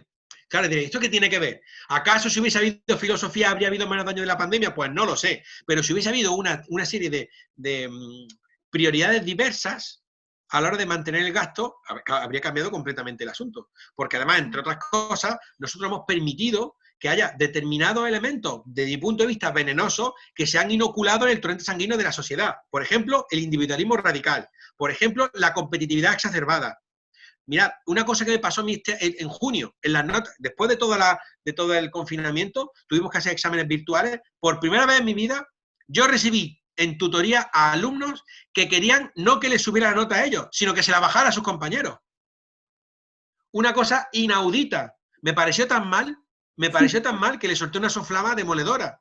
Pues claro, y no fue ni uno ni dos, fueron media docena. Oiga, que usted le ha puesto tal nota a fulanito, quiero que se la baje. ¿A vosotros os ha pasado eso alguna vez? Eso, desde mi punto de vista, es el resultado de decenas de años de políticas de corte neoliberal aplicadas muy eficazmente, muy eficazmente. Yo que nací en el año 78, que tengo 42 años, claro, yo entré en la universidad en el año 96. Puedo recordar cómo, por ejemplo, el Tratado de Maastricht, que es un tratado de la Unión Europea, modificó radicalmente la forma de entender la economía de nuestro país. Pero eso es otro tema que hablaremos otro día. ¿De acuerdo? De nuevo no respondo a la pregunta. Muchas gracias. Sí. Bueno, Lucas Vidal te pregunta, dice, hay una frase de Gutiérrez Rubí, que de paso les cuento que Gutiérrez Rubí va a cerrar este ciclo de la metamorfosis de la Compol en el 8º encuentro. Vuelvo a la pregunta. En uno de sus últimos libros dice que el cerebro acaba pensando lo que sentimos. ¿Crees que se ha reemplazado la razón por la emoción a la hora de elegir a nuestros representantes? Está fácil, sí. Está fácil. Eso, de hecho, es lo que venimos aquí a decir. Sí. Sí. Bueno, entonces sigo con la próxima. Sí. María Elena Serrano dice, ¿irán hacia ese lugar algunos canales de noticias de Argentina? Hemos visto cambios en los noticieros en los últimos tiempos. ¿Hacia qué lugar? ¿Hacia qué lugar irán aquí? Claro, que entonces a ver qué estabas diciendo cuando María Elena nos preguntó esto. Los canales televisivos de Argentina. Sí, si querés especificarnos un poquitito más, María, así le podemos preguntar a Manuel. Ariel Robert dice, la degradación discursiva no ha sido brutalmente seducida a través de las redes sociales que otorgan la falsa sensación de ser partícipes de una democracia plena. A ver, esa pregunta me ha encantado. Vamos a ver. Auditorio, ¿cómo estáis? ¿Estáis preparados para que yo lance aquí ahora un excursus? Excursus es una palabra latina que significa fuera del camino, que dura por lo menos 5 minutos y que no tiene casi nada que ver con lo que hemos visto hasta aquí. Si estáis cansados, prefiero... No, decidme la verdad, por favor. No sé, aquí no hay una forma de que la gente... ¿Queréis? ¿Os lo cuento o os lo cuento otro día? ¿Lo cuento entonces? ¿Lo cuento ahora? Vale, pues lo cuento. Vamos a ver. Mira, no me malinterpretéis, ¿de acuerdo? No me malinterpretéis. Vamos a empezar del principio. En el año 2003 yo tenía 25 años. Estaba comenzando el doctorado y coqueteaba con la filosofía política, aunque luego acabé casándome, entre comillas, académicamente con el escepticismo y la teoría del conocimiento, ¿de acuerdo? Pero yo coqueteaba con la teoría política. Entonces publiqué un artículo que han pasado 17 años y me sigo sintiendo la más de orgulloso. Ojo, el artículo tiene un afán, es el de epatar al auditorio. Es un artículo impreciso, poco con muchas carencias, claro, con 25 años, ¿no? Ahora lo escribiría de otra manera. Entonces, yo en ese artículo voy un poco al meollo, pero es que me encanta y me gustaría compartirlo con el auditorio, a ver qué os parece. Mirad, cuando yo lo escribí, aquí precisamente, el que ahora es ministro de universidades, estaba publicando sus libros sobre la sociedad de la información. Entonces, él decía que un sociólogo, se llama Manuel Castells, el actual ministro, publicaba La sociedad de la información. Entonces yo, claro, 25 añitos, inmaduro intelectualmente, con pocas lecturas, etcétera. Bueno, yo quería provocar a los pocos lectores que tuviera. Entonces decidí plantar un órdago y decir que nosotros no vivimos en la sociedad de la información, sino que vivimos en lo contrario, en la sociedad de la desinformación. Y para ello yo consideraba que había 5 argumentos, 5 tipos de desinformación, y uno de ellos es lo que acaba de apuntar el compañero que decía antes. Pero voy a contar los 5, si no os parece mal, ¿de acuerdo? Primero, Yo hablaba de desinformación por cantidad. Por cantidad. Mirad, y ojo, de año 2003, ¿cómo está ahora la cosa? Ahora es peor. Pues mirad, yo decía que la desinformación por cantidad viene a decir que la cantidad de información que recibimos cada día es de tal calibre que resulta absolutamente imposible poder distinguir lo que nos cuentan. El alud informativo que nos viene encima cada día es tan inmenso que no tenemos ni la capacidad de entenderla ni el tiempo de reflexionarla. O sea, recibimos tal cantidad de información al día, y hoy más todavía. Twitter, Facebook, el telediario, el periódico, la radio, el cartel de publicidad del autobús, todo nos bombardea con tal cantidad de datos que resulta imposible detenerse. Por lo tanto, la psique humana, y además eso es una cuestión psicológica que lo podéis consultar en el Manual de Psicología General de Papaglia, que me viene a dar la razón, la psique humana actúa cerrándose, de modo que la cantidad actúa como desinformación. Segundo, la velocidad. Ojo, pero me dar un dato. Mira, la edición dominical del New York Times, con todos sus suplementos, tiene 600 páginas. Yo no sé el diario Clarín cuántas tiene con todos los suplementos, pero el diario El País aquí, con todos sus suplementos, tiene más de 300. ¿Qué quiere decir eso? Que es un ejemplo palmario de lo que queremos decir por desinformación por cantidad, ¿de acuerdo? Evidentemente tú no quieres leer 600 páginas, tú vas a lo que te interesa, pero te lo ofrecen, te lo tiran encima. Segundo modelo de desinformación, la desinformación por velocidad. ¿Qué queremos decir por velocidad? Pues que la velocidad a la que se transmite la información es tan grande que no tienes tiempo para pararte a reflexionar. De hecho, las ediciones digitales de los periódicos cambian cada 5 minutos. Cada 5 minutos refrescan la página web. De hecho, el telediario de la mañana es distinto del telediario de la tarde. Y el telediario de la tarde es distinto del telediario de la noche. O sea, todo va a una velocidad tan vertiginosa que resulta imposible poder estar realmente informado. Por eso hablamos de velocidad que actúa, por lo tanto, desinformándose. Fijaos, y estas dos juntas, no sé si en Argentina tenéis lo que tenemos aquí en los programas que hay en Navidad, programas de Navidad que te hacen un resumen de lo que pasó en este año que termina, que dice el programa, ¿de acuerdo? Pasó en 2020, por ejemplo. Entonces tú ves ahí, ¿no tenías alguna vez la impresión, viendo esos programas, que algunas de las noticias que te ofrecen da la impresión de que vienen de hace muchísimo tiempo y sin embargo a lo mejor son de julio o de septiembre? Eso es un mecanismo psicológico, porque como rápidamente se van sucediendo una detrás de otra, pues en el cerebro parece que se alejan temporalmente, pero en realidad han pasado 4 meses y sin embargo te parecen la más de alejada de tu realidad. Entonces hemos dicho, cantidad, velocidad. Simplificación, ¿qué es la que apunta el compañero? El ejemplo que yo ponía es el del Twitter. Hasta hace un par de años tenía 140 caracteres para explicarte. Yo ahora disponemos de 280 caracteres. Bueno, está bien, el doble, pero tampoco es mucho. En muchas ocasiones uno tiene que explicarse, dice, bueno, voy a poner otro tweet, pero ya es distinto. Mirad, os doy un dato, fijaos. El dato tremendo. El 95% de los menores de 25 años nunca le da a la pestaña de leer más en el Facebook.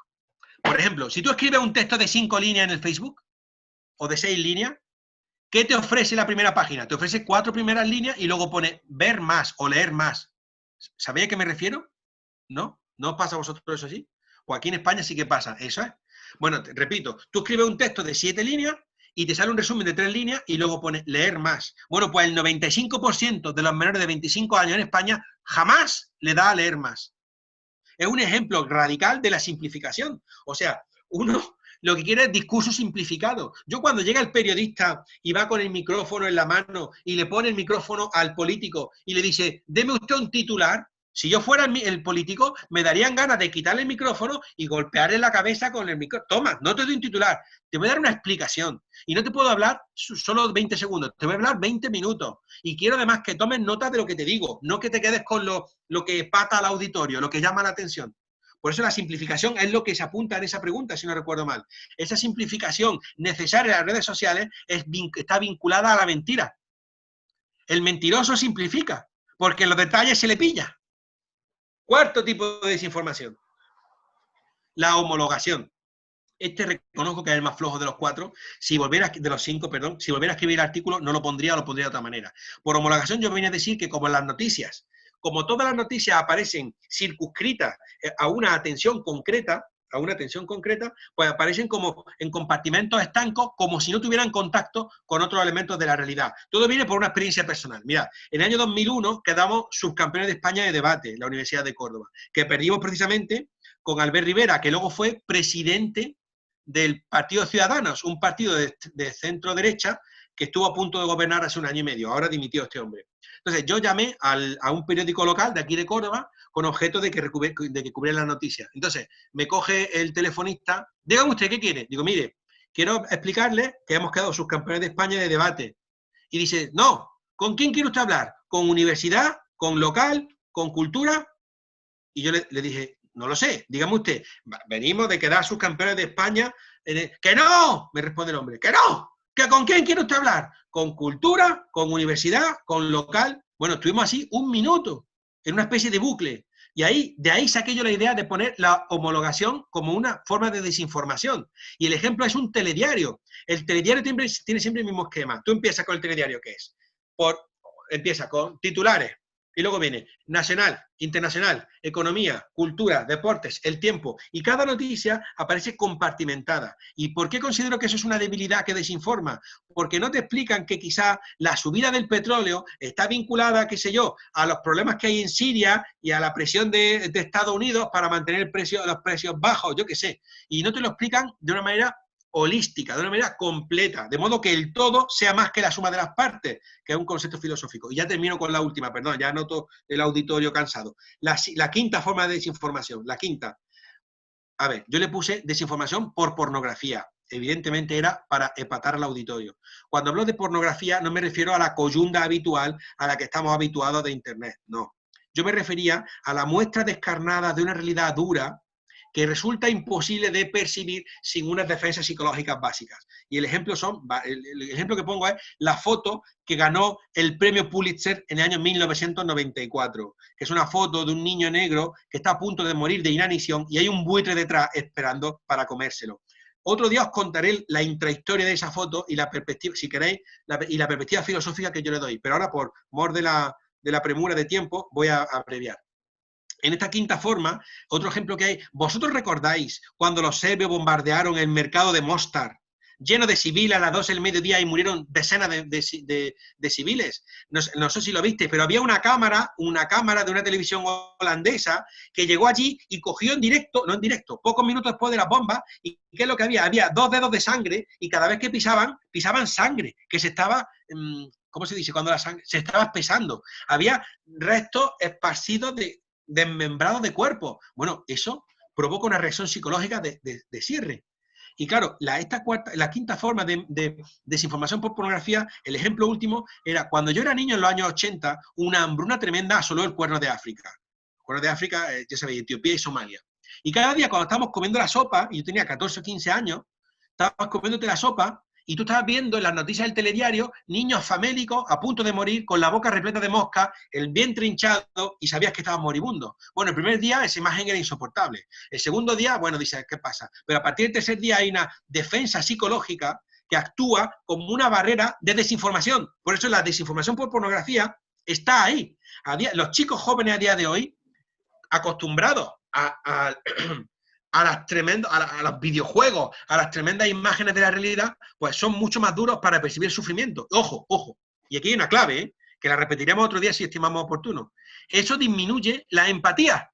Disminuye la empatía. Hay un pensador marxista británico, se llama Terry Eagleton, que en 2010 publica un libro titulado On Evil, sobre el mal. Está en español. Maravilloso el libro. Y ahí da una definición de maldad. Eagleton dice que maldad es la ausencia total de empatía. Ausencia total de empatía, siendo la empatía la capacidad de identificarse con los sentimientos y emociones de otra persona. Podríamos discutir la definición, pero supongamos que la hacemos nuestra para este chat, para este grupo nuestro. Si la hacemos nuestra, cualquier elemento que contribuya a disminuir la empatía es un elemento que fomenta la maldad, y cualquier elemento que contribuya a la empatía fomenta lo contrario de la maldad, que es la bondad. Bueno, pues ahí tenemos como la desinformación por pornografía llevaría, entre otras cosas, a la maldad pura, aunque suene extraño hablar de conceptos de bien y mal en un foro como este, pero vengo de la filosofía y no tengo más remedio que rendir pleitesía a esta pobre disciplina. La culpa no es mía, la culpa es de la pregunta de Ariel. Muy bien. Ahora Germán te pregunta, ¿qué sucede cuando las personas que más promulgan la verdad, dirigentes, políticos, jueces, etcétera, son las que menos las respetan? Eso se llama un hipócrita, ¿no? Eso es un hipócrita. La palabra hipócrita viene del griego hipocrités. Hipocrités es un actor. El hipocrités es el actor que salía a escena a representar una obra de teatro. Ojo, ojo. El hipocrités se ponía una máscara sonriente, triste o colérica. Y esa máscara en griego se llama prosopon. Y la palabra en español que deriva de prosopon es persona. La palabra persona viene de la palabra máscara en griego. Ahora, al hipócrita no se le apoya. Evidentemente, no lo votéis. Germán, no votéis al hipócrita. Digo yo. Bueno, ya nosotros, bueno, tampoco aquí, yo no veo, lo bueno es que no vamos a hacer proselitismo político. Hay un charco que nos separa, el Atlántico. Bueno, y vamos con la última, porque ya estamos sobre la hora. Mariana Werchowski te dice, primero que es un gusto, Manuel, y después, si uno dice que alguien está faltando a la verdad, políticos, desarrolladores de noticias, lo primero que hacen es decir que estás censurando la libertad de expresión en lugar de dar correctos argumentos de sus dichos. Debe ser por eso que la gente ya no se mete y acata lo que le dice la clase política. Prefiere no formar parte del debate y no hacer escuchar sus disidencias. Claro, eso es maravillosa la pregunta, muy bien formulada. Claro, partimos de la premisa errónea, desde mi punto de vista, de que la mentira afecta solo al ámbito político. Nada más lejos de la realidad. Donde hay también muchísimas mentiras en la propaganda, en la publicidad. Otro día hablaremos del concepto de propaganda. Hemos escrito varios artículos sobre el concepto de propaganda. Mirad, desde mi punto de vista, la clave tiene que estar en el ciudadano. El ciudadano tiene la respuesta. Y es, pues, si vamos a hablar en términos liberales, pues no consumamos canales de noticias que sabemos que tienden a manipular o a falsear. No apoyemos a líderes políticos que sabemos que emplean la mentira como herramienta política. Utilicemos los escasos foros públicos que tenemos para denunciarlo. Claro, es que el mismo discurso. Es que, me vais a perdonar, ¿eh? Yo ya... Mira, aquí en España hubo este verano, ¿eh? Después de los meses de confinamiento, que dicen que ha sido uno de los confinamientos más duros de Europa y del mundo, hubo una revuelta, la revuelta, una revuelta fundamentalmente de votantes de la extrema derecha. Claro, el grito, la imagen la tenéis que buscar en internet, no la voy a buscar yo ahora, pero es demoledora. Es un tipo que va con un megáfono montado en un coche descapotable, siendo conducido por un chofer, su chofer. Y entonces va gritando por el megáfono, ¡libertad! ¡Libertad! ¡Libertad! Maravilloso. Yo creo que una imagen vale más que 1000 palabras. En realidad, detrás del discurso de la libertad, hay lo que hay una manipulación radical. No se trata de que nosotros censuremos a los medios que emplean la mentira. Se trata de que no vamos a consumirlo, no hagamos caso, no demos pábulo al discurso mentiroso, porque ahí nos va la vida, aunque parezca exagerado. Y si no nos va la vida, nos va la democracia. ¿Por qué? Porque el auge de los mecanismos autoritarios está en marcha, y es mucho más grave de lo que parece. Por lo menos aquí en Europa. Yo no sé si ahí en Iberoamérica está ahí a salvo, quizás. Pero aquí en Europa es peligrosísimo. Ojo, mirad, os voy a dar un dato. Vamos a ver, mirad. A día de hoy en Europa, en la Unión Europea hay 27 países. Hasta hace unos meses éramos 28, ahora somos 27 porque se fue el Reino Unido. De esos 27 países, en 17 hay partidos de extrema derecha con más del 5% de votos en los parlamentos. En 11, el gobierno, el ejecutivo gobierna porque por activa o por pasiva la extrema derecha o los apoyó o se abstuvo y permitió que subieran al poder. Pero es que en 7 países de la Unión Europea gobierna la extrema derecha en coalición. Ojito, extrema derecha, yo no sé qué extrema derecha tenéis vosotros ahí. Aquí la extrema derecha que tenemos son los del bigotito y la mano alzada. ¿Me explico o no? Entonces, ahí no hay apelación que valga. Ahí no hay apelación que valga la libertad. ¿Qué libertad? Muy bien tu libertad. Pero detrás de esos partidos políticos hay millones de personas que han dado pábulo de nuevo al discurso xenófobo, racista, machista. En muchos casos, incluso el caso, por ejemplo, de la extrema derecha española, es curioso, porque la mitad de la extrema derecha europea, al menos, son anticapitalistas, pero es que la extrema derecha española es además neoliberal, cosa que es inaudita. Pero bueno, eso lo hablaríamos otro día si queréis, porque al fin y al cabo sois de ciencia política, muchos de vosotros. ¿El resultado cuál es? El resultado es que es preocupante, porque además hablamos de países con un potencial enorme. Mirad, ¿por qué es Macron presidente de Francia? Pues porque el Frente Nacional de Marine Le Pen, no olvidéis, quedó segundo partido más votado.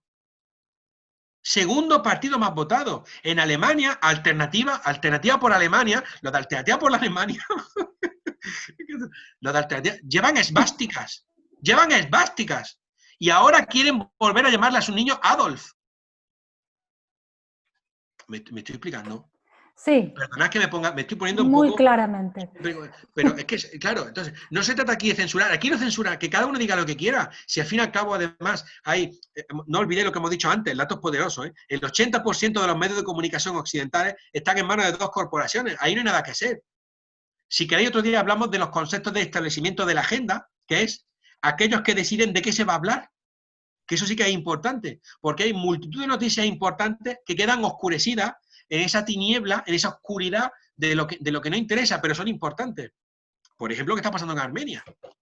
Aquí no se ha dicho ni pío. Porque no interesa. Entonces, de nuevo, yo es que me da la risa, la apelación a la libertad. Mirad, fijaos. En filosofía política, y lo podemos discutir, sabéis que hay un tópico, ¿no? Un tópico. Como todos los tópicos, pues claro, los tópicos a veces incomodan por falso, pero bueno, el tópico, sí, lo resumo. En filosofía política hay un tópico que dice que la ideología conservadora tiene como valor fundamental la libertad, mientras que la ideología más progresista, más vinculada a la izquierda, tendría como valor fundamental la justicia. Eso lo podemos discutir. ¿Por qué? Porque justicia y libertad, desde mi punto de vista, son 2 valores que tienen que estar imbricados. No se puede entender la una sin la otra. ¿De acuerdo? Entonces, ojito con aquellos que hacen apelaciones desmedidas sobre uno de ellos tratando de olvidar el otro. ¿De acuerdo?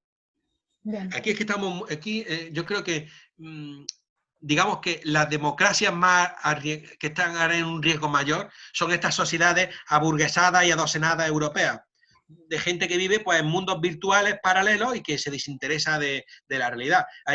Os podría contar un largo excursus, que no es el momento de hacerlo ahora, lo hacemos en otra ocasión, para hablar del panorama cultural podrido que hay en España, donde nosotros, por ejemplo, sin ir más lejos, en el año 2017, Belén Esteban es una mujer, es que eso es imposible que yo describa, es como una mujer zafia e ignorante que no ha leído un libro en su vida y que se hizo famosa porque se casó con un torero. ¿Me explico? Entonces, alguien del peor, no sé cómo, no sé, una mujer que se gana la vida vendiendo su intimidad en la televisión. Belén Esteban vendió más libros que Mario Vargas Llosa.